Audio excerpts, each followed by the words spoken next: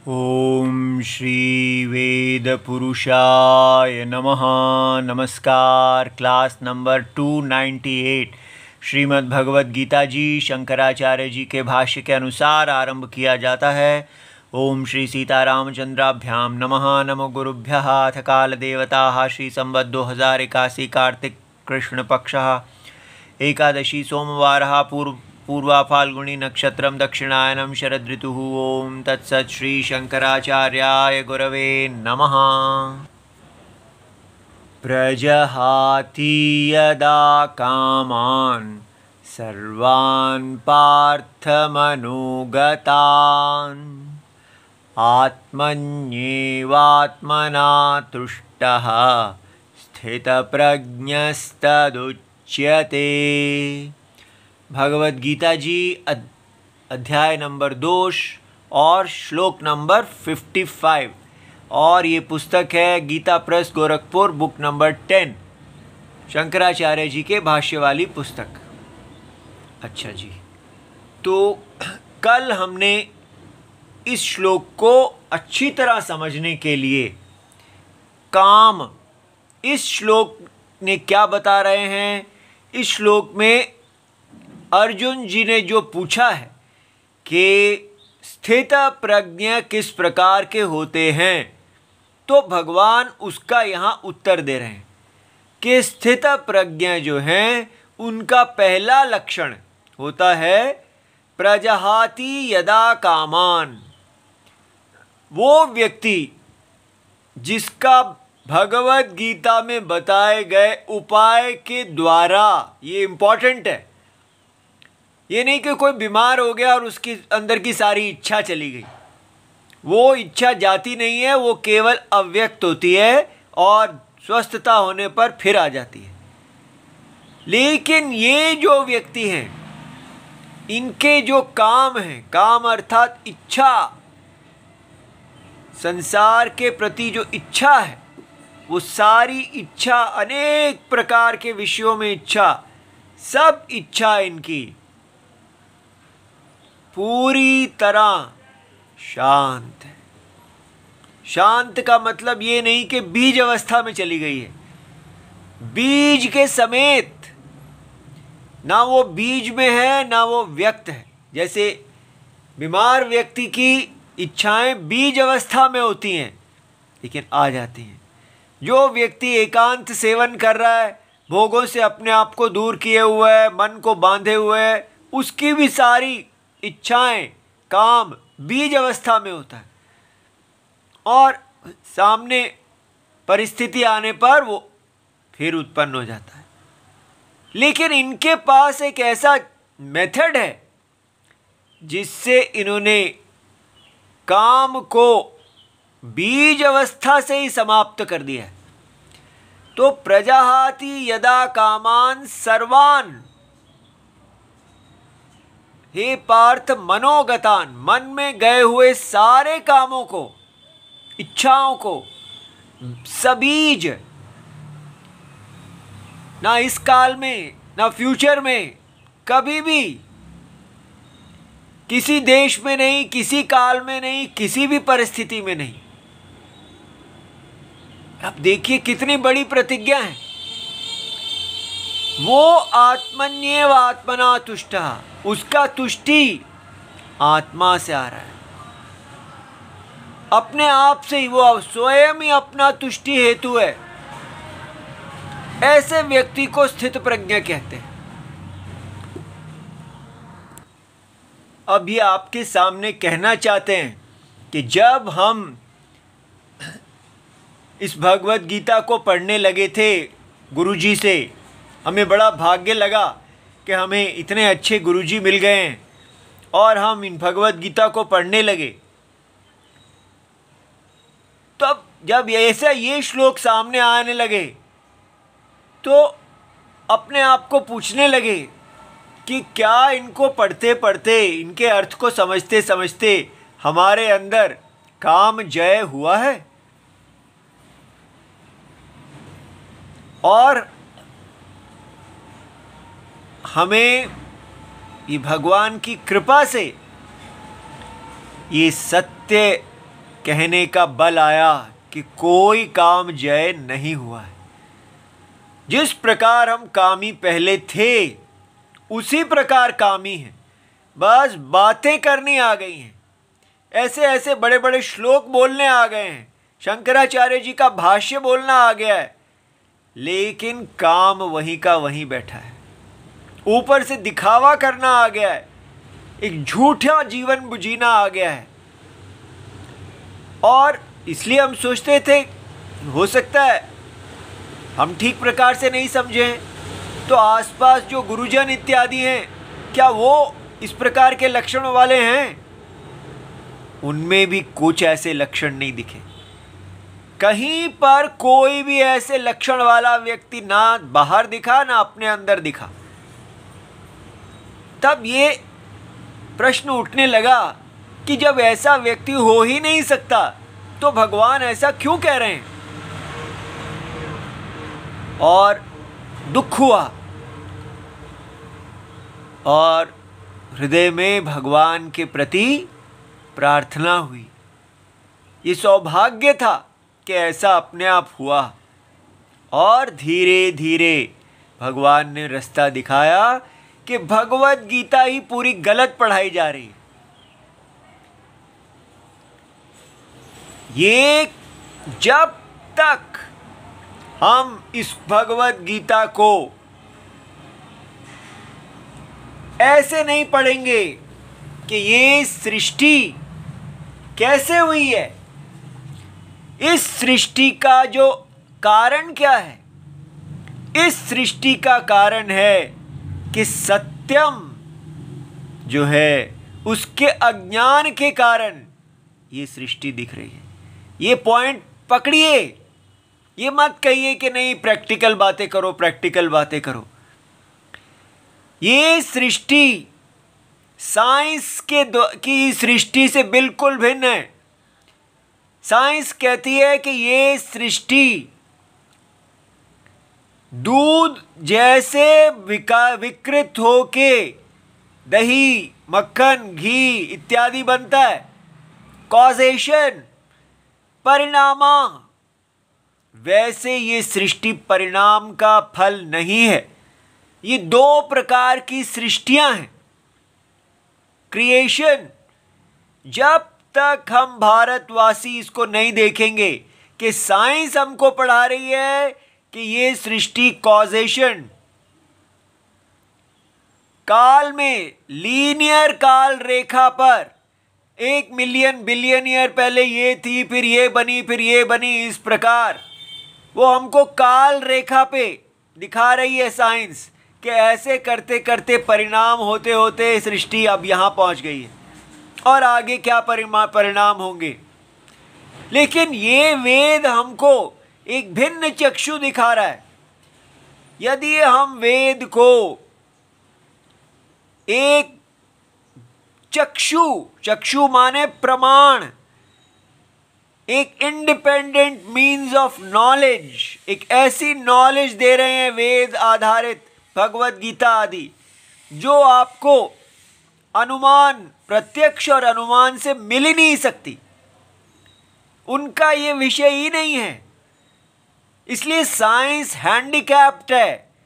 उस जो हमारे भारत की साइंस थी वो इस प्रकार पंगु नहीं थी, उसने अपने आप को संकुचित नहीं किया हुआ था। ये वेस्टर्न साइंस है जो हमको केवल प्रत्यक्ष, डायरेक्ट ऑब्जर्वेशन और अनुमान, इन्फ्रेंस में डाल देती है। बस इतना ही दुनिया है। ये जो आप पढ़ रहे हैं ये वेद है और ये जो कहा जा रहा है ये कोई बिलीफ नहीं है, ये रिलीजन भी नहीं है। ये चक्षु हैं, ये आइज हैं जो आपको एक सत्य दिखा रहे हैं। वो सत्य क्या है? वो सत्य ये है कि इस व्यक्ति ने अपने काम को कैसे जीता है। उन्होंने, उनका जीतने का तरीका क्या है वो ये जाने हैं इन चक्षुओं, वेद चक्षुओं के द्वारा कि ये सृष्टि सत्य के अज्ञान के कारण जो प्रतीति होती है, मिस्टेक लुक्स लाइक अ क्रिएशन। सत्य ना कारण है ना कार्य है। सत्य में कोई कॉजेशन है ही नहीं। सत्य में कोई डिवीजन नहीं है दृष्टा और दृश्य की। सत्य ऐसा एक सत्य है, उसको हम परम सत्यम परम कहते हैं। वो सत्य अज्ञान के कारण ये सृष्टि, कॉजेशन वाली सृष्टि दिख रही है। क्या आपको समझ में आया? साइंस जहां से स्टार्ट करती है कि ये कॉजेशन, ये कार्य कारण भाव सत्यम है, और वेद कहां से स्टार्ट करते हैं? नहीं, ये कॉजेशन एक परसेप्शन है, एक प्रतीति है, एक कॉजेशन फ्री, एक ऐसे सत्य के बारे में जो ना कारण है ना कार्य है। ये बात को पकड़िए, ठीक है? इसलिए अब ये जो व्यक्ति हैं, इन्होंने इसको, जब इन्होंने वेद के चक्षुओं से ये जाना कि ऐसे एक सत्य हैं, तब इन्होंने क्या किया? इन्होंने उस सत्य को जानने के लिए वेद के द्वारा बताए गए उपाय को पकड़ा। वो उपाय क्या है? वो उपाय ये है कि ये बताया गया कि सत्य की जो अज्ञान के कारण जो प्रतीति आई, जो परसेप्शन उसमें आई, वो एक पुरुष की परसेप्शन है। जैसे रस्सी में अज्ञान के कारण एक सांप दिखा, तो यह वेद हमें बता रहे हैं कि वो परम सत्य जो कारण और कार्य दोनों नहीं है, जब अज्ञान के कारण उसके अंदर एक सृष्टि का बीज आ गया। अज्ञान बीजात्मक होता है, तो वो कारण बन गया अज्ञान के कारण ही। कारण नहीं होते हुए भी वो सृष्टि का कारण बन गया। ये पहले इतना पकड़ा कि कैसे कोई वस्तु कारण नहीं है, केवल अज्ञान के कारण ही वो कारण बन जाती है। जैसे रस्सी कोई कारण नहीं है सर्प की, लेकिन रस्सी का अज्ञान उसको कारण बना देता है। इस प्रकार जो ignorance of a fact makes that fact a cause, ठीक है, a माया कॉज, ठीक है। इसलिए ये जो परम सत्य है उसको हम ईश्वरा कह रहे हैं, जगत कारणम। इसलिए परम सत्यम को जगत कारणम ईश्वरा कैसे कहा जाता है? ना कि उसके पास कोई पावर्स हैं, जैसा रिलीजन्स में कहा जाता है कि कोई है जो ऑल पावरफुल है, उसके पास सच में पावर है। लेकिन यहाँ क्या है? ये पावर अज्ञान के कारण है। अज्ञान ही जगत के सत्य को जगत कारणम बना देता है। कौन सा सत्य? जो ना कारण है ना कार्य है। इतना समझ में आ गया? वो जो जगत कारणम ईश्वरा है, उस जगत कारण ईश्वरा ने जब अपने बीज को, बीज माने माया, उस बीज से उसमें एक शरीर आया। वो शरीर कैसा था? ऐसा। पुरुष सूक्तम, ये वेद का पुरुष सूक्तम है। ऐसा शरीर सत्य ने अपने आप को इस प्रकार माया शरीरवान देखा, और उस शरीर में वो उसका आत्मा और शरीर इस प्रकार दो हो गए। वो उस शरीर के आत्मा के होने से शरीर और शरीरी, देह और देही भाव आ गया। ये बात समझ में आ गई? और उनके शरीर में अनंत प्रजाएं, सारी की सारी संसार में जितनी भी प्रजाएं हैं, पक्षी, चूहा, बिल्ली इत्यादि देवता, सब उनके ही शरीर में, एक ही शरीर के अंदर विकल्प से हैं। ये विकल्प को समझना, विकल्प क्या होता है?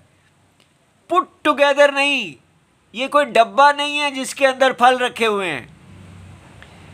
इस शरीर में कल्पना है, जैसे स्वप्न, स्वप्न के अंदर हाथी, घोड़ा, चूहा, बिल्ली, गाय, भैंस सब होता है, लेकिन वो सारे के सारे एक महाकल्पना के अंदर कल्पना होती है। ये बात समझ में आई? स्वप्न का शरीर क्या है? एक महा अनंत कल्पना। उस कल्पना के अंदर अनेक चीजों की कल्पना होती है। ऐसे तो ये जो कल्पना है उसी शरीर के अंदर कॉजेशन है। आप सपने में देखते हैं कि एक गाय है, उसका बछड़ा उत्पन्न होता है, तो गाय कॉज है और बछड़ा इफेक्ट है, लेकिन दोनों ही उसी शरीर के अंदर हैं, स्वप्न शरीर के अंदर। इसलिए भगवान के इस शरीर को स्वप्न शरीर के समान समझिए, और उस स्वप्न शरीर में अनेक प्रजाएं हैं, लेकिन अज्ञान के कारण वो सारी प्रजाएं अपने आप को ये छोटे छोटे शरीर समझ रही हैं।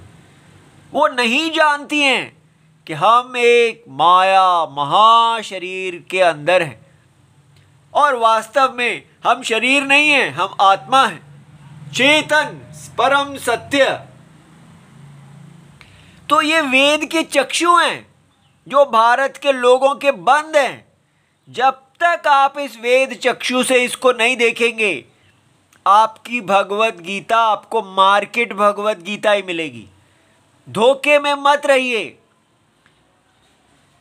अब ये जब दिखा तो यही वेद कहते हैं धर्म क्या है? धर्म है रिस्पेक्ट ऑफ ट्रुथ, सत्य के अनुसार अनुसारी होना। इसी को साइंस भी यही कहती है कि हम जो आपको सत्य बता रहे हैं, don't violate the truth, truth के अनुसार अपने आप को ढालो। आगे अगर खड्डा है, गड्ढा है, तो उस खाई को आप ये ना कहो कि नहीं, मैं कहता हूं वहां कोई खड्डा नहीं है, तो आप गिरेंगे। अपनी इच्छा, अपने अहंकार को रोको और अपना रूट बदलो, क्योंकि सत्य आपके लिए नहीं बदलेगा, आपको अब सत्य के अनुसार चलना होगा। जो व्यक्ति सत्य के अनुसार चलता है उसी का हित होता है। ये लोक न्याय है। तो वेद हमें एक सत्य दिखा रहे हैं कि जिस सृष्टि को आप सत्य समझ रहे हैं वो सत्य नहीं है, उसके पीछे एक और सत्य है। इसलिए इस सृष्टि को माया सृष्टि मान के चलो, और इसके अंदर जो आप अपने आप को अनंत प्रजाओं में से एक प्रजा देख रहे हो, और सारी प्रजाएं भोग के लिए पागल हो रही हैं, उनकी इंद्रियां तड़प रही हैं, तो आप उन इंद्रियों को यथा इच्छा मत भोग, खुला छोड़ो। जैसे घुड़सवार घोड़े की रक्षा करता है, उसको मार्ग पे ले जाता है, उसी प्रकार आप उन इंद्रियों को साइंस के अनुसार मत चलो। साइंस हमें इतना ही कहेगी कि ये रियलिटी है, लेकिन इसके लॉज को जानो। लेकिन वेद हमें कहते हैं ये रियलिटी ही नहीं है, ये जो शरीर है ये रियलिटी नहीं है, ये शरीर एक कल्पना है। कल्पना के अंदर अनेकता की कल्पना है। जैसे सपने के अंदर एक कल्पना के अंदर और कल्पना होती है, तो उस कल्पना के अंदर क्या है? अब एक लॉ बताया गया कि वो जो पूरा स्वप्न शरीर है उसको ऐसा समझो कि वो पुरुष है, वो पुरुष रूप कल्पना किया, ये बताने के लिए कि इसमें सारे पुरुष जो आप देख रहे हैं ये सब एक जैसे नहीं हैं। ये जो साइंस हमें कहती है we are all equal at birth, no, यहां पर एक कर्म है, कर्म के अनुसार यहां वैचित्र्यम है। हम एक ही फैक्ट्री के निकले हुए साबुन के स्क्वायर रेक्टेंगल्स नहीं हैं। हम कर्म के द्वारा शरीर को प्राप्त करते हैं। ये फर्स्ट नॉलेज है कि सबको इसी भगवान के महाकल्पित शरीर के अंदर अलग अलग जो शरीर प्राप्त हो रहे हैं वो कर्म के फल हैं। कर्म माने स्वधर्म, नॉट एक्शन। ये मत कहना कि ज़ुकरबर्ग जो है वो उसके कर्म बहुत अच्छे हैं, वो बहुत दान करते हैं। कर्म वैदिक हैं।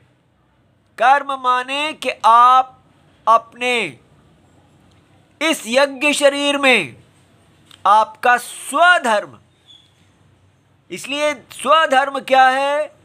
जो व्यक्ति अपने पूर्व जन्म के कर्मों से ब्राह्मण बन के पैदा हुआ है तो उसको वेद की रक्षा करनी है और वेद का ज्ञान सबको देना है।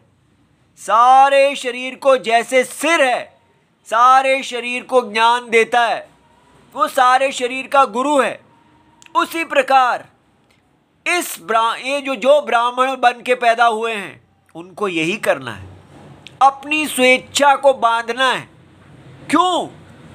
क्योंकि ये सत्य के अनुसार है। सत्य क्या है? परम सत्य है जगत की आत्मा, जिसने इस शरीर को धारण किया अज्ञान के कारण। वो आत्मा ने जिस शरीर को धारण किया है, ये शरीर के अंदर एक कर्म और फल की स्थिति है जिसको वेद रिवील कर रहे हैं। वेद कहाँ से आए? वेद भी इसी आत्मा के अंदर से निकले हैं। जैसे ये निकला है शरीर अज्ञान के कारण, उसी प्रकार अज्ञान के कारण परमात्मा के अंदर से ही वेद भी निकले हैं। इसलिए वेद परमात्मा की वाणी है।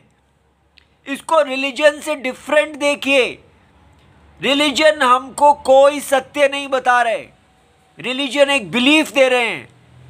प्लीज वेद को ऐसा मत देखिए जैसे आप रिलीजन को देखते हैं। दोनों के डिफरेंस को समझिए।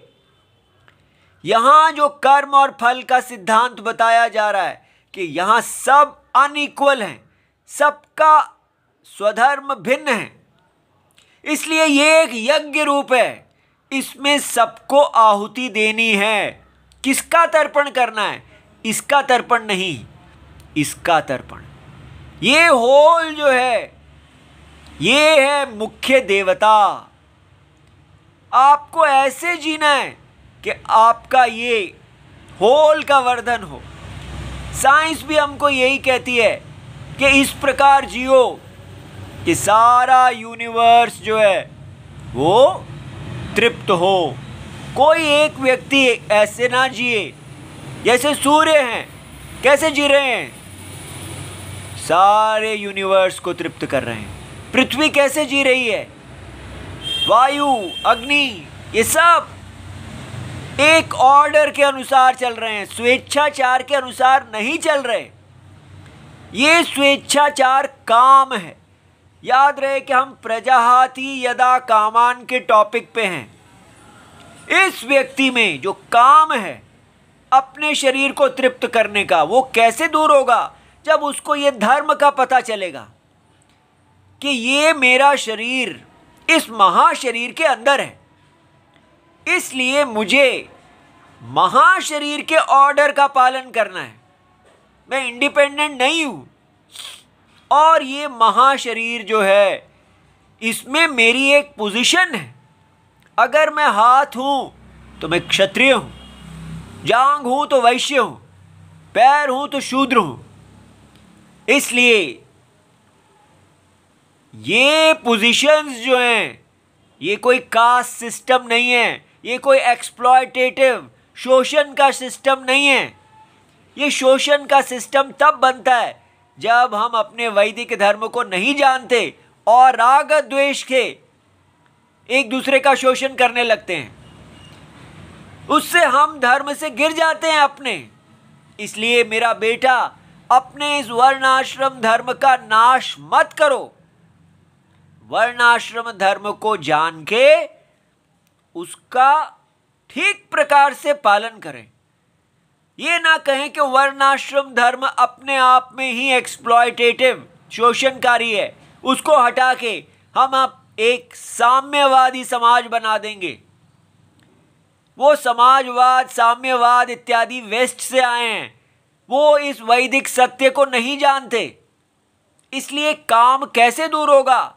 जब आप अपनी स्वेच्छा को इस महा इच्छा के अंदर रिजॉल्व करेंगे, स्वेच्छा को छोड़ेंगे और जानेंगे कि मेरा क्या स्थान है, इस परमेश्वरा से प्यार करेंगे, तो ये आपका मन भगवान के अनंत मन के अंदर, सर्वज्ञ मन के अंदर हो जाएगा।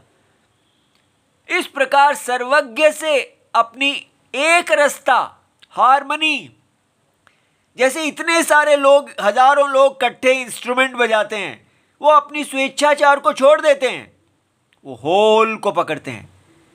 राष्ट्र को नहीं पकड़ना, राष्ट्र पुरुष को पकड़ना है, राष्ट्र यज्ञ को पकड़ना है।